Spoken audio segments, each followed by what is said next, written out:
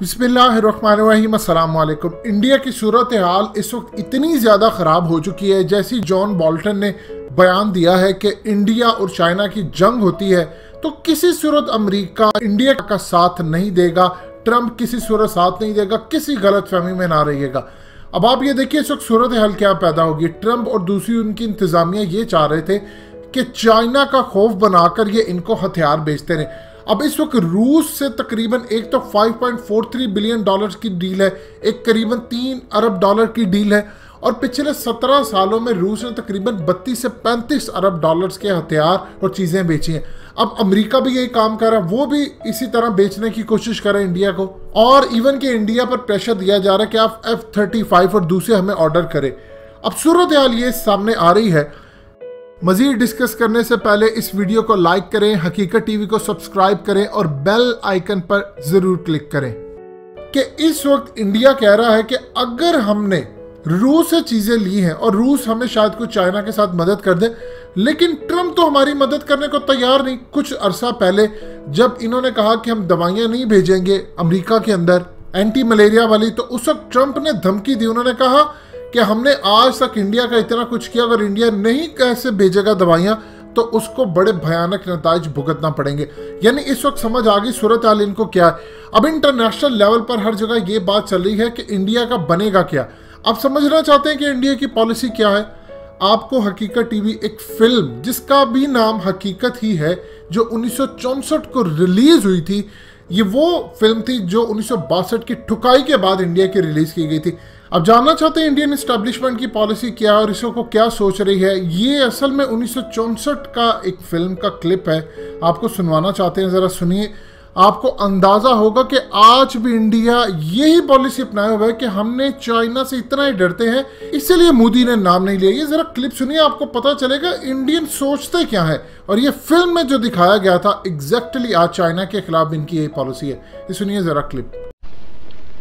हमारे इतिहास में कोई सिकंदर पैदा हुआ, कोई तैमूर, चंगेज खान?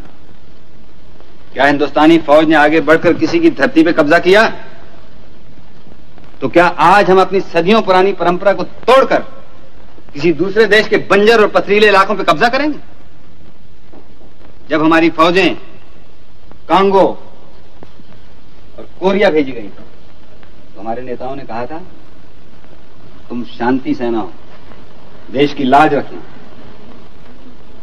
ये तो हमारे नेता कहते हैं, लेकिन वो जो दिन रात भाई भाई का शोर मचाते हैं, उनके नेता क्या कहते हैं? ये उनके नेता की लिखी हुई किताब है।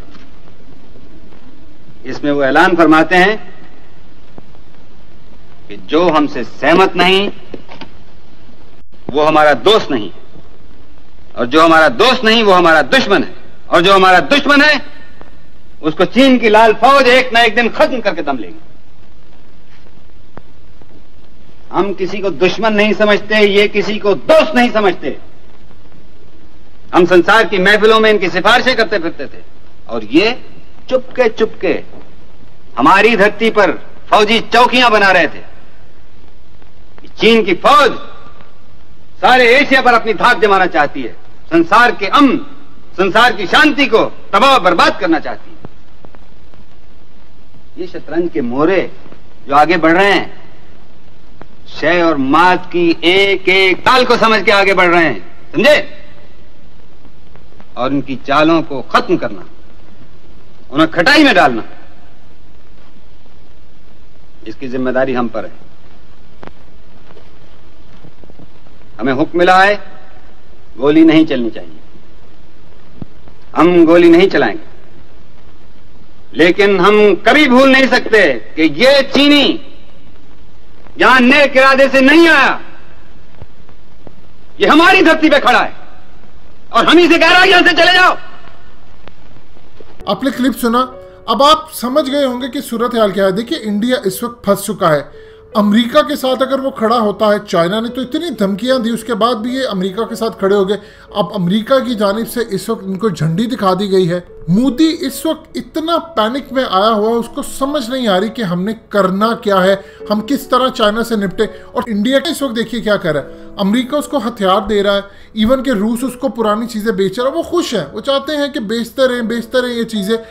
चाइना के पास ऐसी एडवांस टेक्नोलॉजी है कि जैसे ही इंडिया इनसे ले लेगा उसके बाद वो अपना पावर शो करेगा, उसके बाद इंडिया से वो डील करेगा कि तुम्हें तो अंदाजा ही नहीं हमारे पास ये टेक्नोलॉजी है।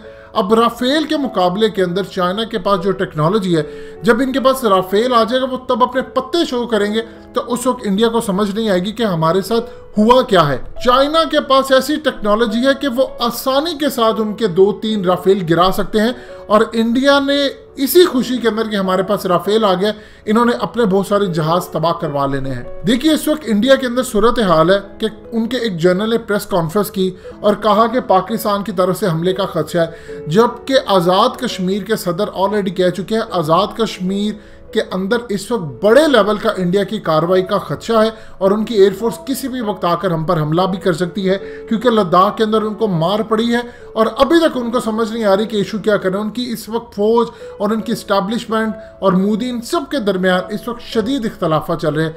लिहाजा आने वाले दिनों के लिए आप खबरदार हैं। लेकिन आपको पता हो कि इस फिल्म का क्लिप आपको बताता है कि असल में इनकी पॉलिसी क्या है। दोस्तों, हकीकत टीवी को सब्सक्राइब करना मत भूलिए, वीडियो को लाइक करें, शेयर करें और कमेंट सेक्शन में अपनी राय का इजहार जरूर करें।